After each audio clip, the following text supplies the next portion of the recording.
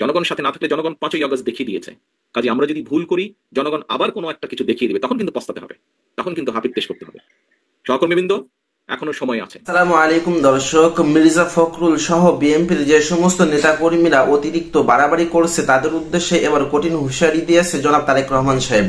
দর্শক, জনাব তারেক রহমান সাহেব কি বলেছে সেটা আপনারা দেখতে পাবেন। সাথে সাথে দর্শক, এই মির্জা ফখরুল ইসলাম আলমগীরকে নিয়ে ডক্টর শফিকুল ইসলাম মাসুদ ভাই কি বলেছে সেটা আমি আপনাদেরকে দেখাবো, তাই দর্শক সম্পর্কে দেখবেন এবং বেশি বেশি শেয়ার করে অন্যকে দেখার সুযোগ করে দিবেন। চলুন দর্শক, সর্বপ্রথম আমরা দেখে এসে জনাব তারেক রহমান সাহেব কি বলেছে। যতই মনে মনে তৃপ্তি বোধ করেন বিএনপি সবচেয়ে বড় দল, জনগণ যদি মুখটা ফিরিয়ে নেয়, আপনার আমার কিন্তু কোনো স্থান নেই। যত বড় যাই হই না কেন, আমরা নিজেরা নিজেরা যত বড় যাই মনে করি।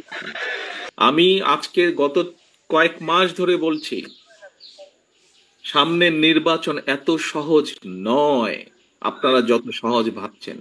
নিজের মনে যতই বড়াই করুন, আরে বিএনপি তো শাখা প্রশাখা একদম গ্রাম পর্যন্ত আছে, অন্যদের কি এত আছে? এত বড়াইয়ের কিছু নেই। থাকতে পারে আপনার শাখা প্রশাখা, প্রিয় সহকর্মীবৃন্দ, আমাদের নেতাকর্মীরা তৈরি করেছে সেই শাখা প্রশাখা, গ্রাম পর্যন্ত দলকে নিয়ে গেছে, ওয়ার্ডে ওয়ার্ডে দলকে নিয়ে গেছে। কিন্তু তারপরেও জনগণ ম্যাটার্স, জনগণ ম্যাটার্স। সেই জনগণই হচ্ছে আমাদের শক্তি, জনগণই হচ্ছে আমাদের সমর্থন, জনগণই হচ্ছে শক্তি।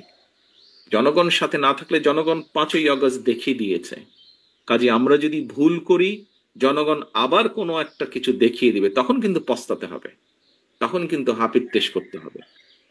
সহকর্মীবৃন্দ, এখনো সময় আছে।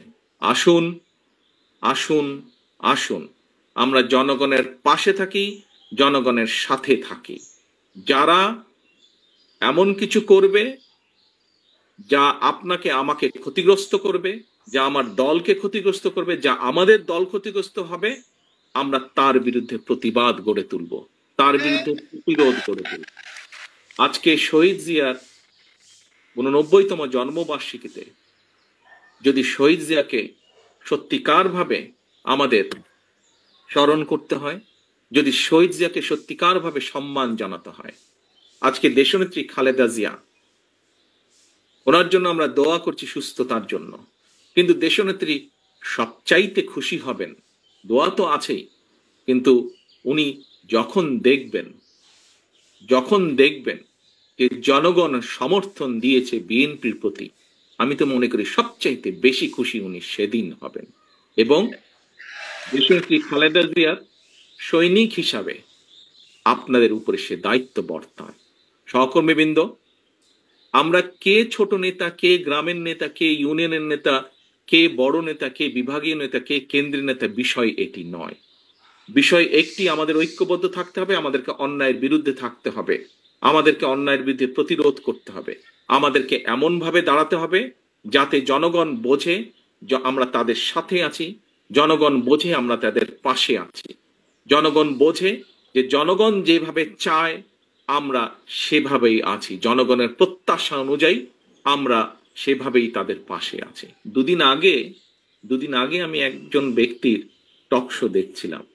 উনি কথা প্রসঙ্গে বলছিলেন, সে আলোচক কথা প্রসঙ্গে বলছিলেন যে উনি এখনো ঠিক বুঝে উঠতে পারছেন না, যেই স্বৈরাচার পালিয়ে গিয়েছে তারা আবার মাথা ছাড়া দেওয়ার চেষ্টা করছে। চেষ্টা ঠিক আছে, করতেই পারে তারা, কিন্তু তারা যদি ভোটের মাঠে নামে, কি নিয়ে তারা মানুষের সামনে হাজির হবে? পেছনের গুলা বাদই দিলাম, উনি বলছেন যে পেছনের গুলো না হয় বাদই দিলাম, এই জুলাই অগস্ট মাসে যে হত্যাকাণ্ড ঘটেছে, প্রায় 1.5 থেকে 2,000 মানুষকে যে হত্যা করেছে, প্রায় 30,000-এর মতন মানুষকে যে তারা জখম করেছে, ইউনিসেফের বক্তব্য অনুযায়ী 64টা শিশুকে তারা হত্যা করেছে, এর জবাব তারা মানুষের সামনে কি দিবে? এই জবাবগুলো তো তাদেরকে দিতেই হবে। সহকর্মীবৃন্দ, আমরা যদি সেই দিনটি আসা পর্যন্ত আমাদের ভিতরে যদি কেউ কিছু করে, জবাব তো আপনাকে দিতে হবে। যখন আপনি 2 দিন পরে ভোটের জন্য মানুষের কাছে যাবেন, আপনাকে জবাব দিতে হবে না? সে যদি বলে যে এই মিয়া, তোমার ওই লোক এসে আমার সাথে এই ব্যবহার করেছে বা আমার প্রতি এই অন্যায় অবিচার করেছে, তোমার দলের লোক এসে, আপনি কি জবাব? আপনি কি যদি তখন যদি শুধু জবাব দেন ভাই ওকে তো চিনি না, ও দলের কেউ না, তাতে কি হয়ে যাবে? তাতে তো হবে না। প্রিয় সহকর্মীবৃন্দ, আমাদের সামনে উদাহরণ আছে, একদম কটকটা একদম পরিষ্কার উদাহরণ আছে। জনগণ যখন ক্ষিপ্ত হয়, জনগণ কিভাবে স্বৈরাচারকে খেদিয়ে দেশ থেকে পালিয়ে যেতে বাধ্য করে। সহকর্মীবৃন্দ, মাত্র কদিন আগে, এখনো চোখের সামনে জল জল করছে সেই উদাহরণ। জনগণ যদি ক্ষিপ্ত হয়, যতই মনে মনে তৃপ্তি বোধ করেন বিএনপি সবচেয়ে বড় দল, আমি জানি হয়তো আমার এই কথাটার কিছু কিছু রিয়াকশন হলেও হতে পারে, বিভিন্ন জন বিভিন্ন ভাবে টুইস্ট করতে পারেন। দলীয় প্রোগ্রাম বলছি, তারপরে এটা তো দলীয় থাকবে না, এখানে সাংবাদিক ভাইরা আছেন, ইন্টারনেটে কানেক্টেড, এটা বেরিয়ে যাবে। বিষয়টি হচ্ছে যে জলজল করছে সেই উদাহরণ। কাজেই দিন শেষে কিন্তু সেই জনগণ, আমরা সকলে সেই জনগণের সমর্থন পাওয়ার চেষ্টা করছি। কাজেই সমর্থন যদি পেতেই হয়, কেন আমরা সত্যিকার ভালোভাবে সেই সমর্থন নেওয়ার চেষ্টা করব না?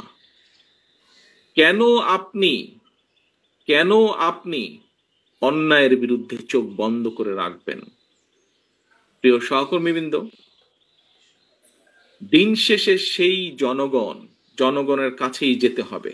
জনগণ যদি মুখটা ফিরিয়ে নেয়, আপনার আমার কিন্তু কোনো স্থান নেই। যত বড় যাই হই না কেন, আমরা নিজেরা যত বড় যাই মনে করি, জনগণ যদি মুখ ফিরিয়ে নেয়, এবং নাম বলবো না, কিছু কিছু রাজনৈতিক শক্তি, যেই হোক না, যত ছোট বড়ই হোক না কেন, তারা বিভিন্নভাবে আমাদের বিপক্ষে, ওই মোটরসাইকেল আলাদের কিছু কাজ কামের কারণে তার সাথে আমাদের নেতাকর্মীদেরকে যুক্ত করে কিছু কিছু কথা বলার চেষ্টা করছে। আমাদেরকে সতর্ক সচেতন হতে হবে সহকর্মী। দর্শক, জনাব তারেক রহমান সাহেবের কথাগুলো আপনাদের কাছে কেমন লেগেছে অবশ্যই কমেন্ট করে জানাবেন। চলুন দর্শক, এবার আমরা এদিকে শফিউল ইসলাম মাসুদ ভাই কি বলেছে। আমাকে মির্জা ফখরুল ইসলাম আলমগীর ভাই মঞ্চ থেকে নামার সময় বলতেন, মাসুদ তুমি সতর্কতার সাথে বের হবা, যাতে তোমাকে ওরা কোনো ক্ষতি করতে না পারে। আমি এটা আমার কথা বলছি এই কারণে নয় যে আমার 3 বার যখন জেল থেকে বের করে আমাদেরকে আবার হাত পা বেঁধে ফেলে রাখা হতো, 7 দিন 5 দিন 9 দিন 10 দিন পরে আমাদেরকে আবার কোর্টে চালান দেওয়া হতো। হাস্যকর মনে হতো, বলতো যে গতকাল রাতে রামপুরা ব্রিজ থেকে তাকে গ্রেফতার করা হয়েছে। এত নির্লজ্জ একটা বাংলাদেশ, যেখানে আমরা 17 বছরে পার করে এসেছি। বর্তমান সময় একটা নতুন কিছু কিছু জায়গায় আমি মিডিয়ার একটা ইন্টেনশন খেয়াল করি, যে কোথাও একটা ছোট চাঁদাবাজির ঘটনা ঘটেছে। এই চাঁদাবাজির ঘটনাটা কি বিগত 16 বছরের যত বড় বড় দেশ বিরোধী ষড়যন্ত্রমূলক, মানে শেয়ার বাজার লুট হয়েছে, বাংলাদেশে ব্যাংকগুলো শেষ করে দেওয়া হয়েছে, আমার তো মনে হয় অত্যন্ত পরিকল্পিতভাবে চাঁদাবাজির এই সূক্ষ্ম সূক্ষ্ম ঘটনাগুলো তুলে নিয়ে এসে শেয়ার বাজার লুটের বড় বড় ঘটনাগুলোকে কেউ কেউ পরিকল্পিতভাবে যেগুলো আড়াল করতে চায়। আমি অত্যন্ত ব্যর্থহীন কণ্ঠে একটা কথা বলি, বাংলাদেশ জামাত ইসলামী এবং আজকের বাংলাদেশ জাতীয়তাবাদী দল, আমার বীর মুক্তিযোদ্ধা আব্দুল সালাম ভাই, আমরা একসাথে রাজপথে 2012 সালে, 13 সালে, 14 সালে আমাকে যখন মোহাম্মদপুর থেকে ডিবি বিপ্লব গ্রেপ্তার করে, তখন গ্রেপ্তার করে সাথে সাথে আমাকে জানতে চেয়েছিল যে আপনি ধানমন্ডি ঢুকলেন কি করে। আমি জানতে চাইলাম আপনি এটি কি বললেন, ধানমন্ডি কি বাংলাদেশের বিচ্ছিন্ন কোনো দ্বীপ? এখানে ঢোকা যাবে না কেন? বলছে এখানে একটা পিঁপড়া ঢুকলেও আমাকে বলতে হবে, একটা পিঁপড়া বের হলেও আমাকে জানাতে হবে। আমি বললাম আমার তো এটা জানা নেই যে বাংলাদেশ থেকে ধানমন্ডিকে বিচ্ছিন্ন করে দেওয়া হয়েছে, অথবা বাংলাদেশ থেকে ধানমন্ডি স্বাধীন আছে, অন্যান্য সমস্ত এলাকা পরাধীন করা হয়েছে, অথবা অন্যান্য সব এলাকা স্বাধীন আছে, ধানমন্ডিকে পরাধীন ঘোষণা করা হয়েছে, অথবা এটা ভারত কিংবা অন্য রাষ্ট্রের অঙ্গরাজ্য হিসেবে ঘোষণা করা হয়েছে, এটা আমার জানা ছিল না। সেই সময়ের আন্দোলনে আমরা যারা কাজ করেছি, অত্যন্ত সুপরিকল্পিতভাবে পিছন থেকে, ডানে থেকে, বামে থেকে, আমাদের পার্শ্ববর্তী রাষ্ট্রগুলো থেকে জাতীয় ঐক্য বিনষ্ট করার জন্য ক্ষুদ্র ক্ষুদ্র ইস্যুগুলো তৈরি করে কেউ কেউ বৃহত্তর ইস্যুগুলোকে আড়াল করার সুপরিকল্পিত চেষ্টা চালিয়ে যাচ্ছে। আমি খুব পরিষ্কার বলি, 16 বছরের ঘটনার ইতিহাস কি মাত্র 5 মাসে শেষ হয়ে যাওয়ার কথা? 16 বছরের ঘৃণ্য ন্যাক্কারজনক ঘটনা কি 5 মাসে ইতিমধ্যে কবর রচনা হয়ে যাওয়ার কথা? আমাদেরকে 16 বছরের ইতিহাস ভুলে দিয়ে 5 মাসের ইতিহাসে আমাদেরকে ঢুকিয়ে দিতে বাধ্য করছে যারা, তাদের বিরুদ্ধে লড়াই আমাদের করতে হবে। আমি শুধু একটা কথা বলে শেষ করতে চাই, আমরা প্রায় বলি প্রয়োজন আবার জীবন দেবে, হ্যাঁ জীবন দেব অর্থনীতির জন্য, হ্যাঁ জীবন দেব সুন্দর সংস্কৃতি বিনির্মাণের জন্য, ইয়েস জীবন দেব সুন্দর পররাষ্ট্র নীতিমালা স্থায়ী করার জন্য, কিন্তু আর নতুন করে স্বৈরাচার দমনের জন্য জীবন দেব না। এমন একটা রাষ্ট্র বিনির্মাণ করব যেখানে আর কোন স্বৈরাচারী জন্ম নেওয়ার মাথা উঁচু করে দাঁড়াবার ঘোষণা দিতে পারবে না। কেন আমাদেরকে বারবার জীবন দিতে হবে?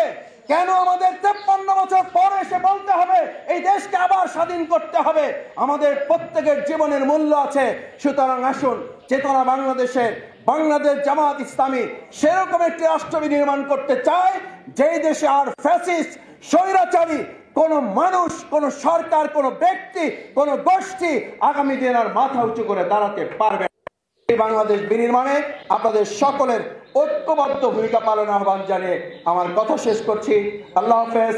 বাংলাদেশ জিন্দাবাদ, চেতনা বাংলাদেশ জিন্দাবাদ। দর্শক, শফিকুল ইসলাম মাসুদ ভাইয়ের কথা আপনাদের কাছে কেমন লেগেছে অবশ্যই কমেন্ট করে জানাবেন। আজকের ভিডিও পর্যন্ত ভিডিওর ভালো লাগলে লাইক দিবেন এবং বেশি বেশি শেয়ার করে অন্যকে দেখার সুযোগ করে দেবেন। আসসালামু আলাইকুম।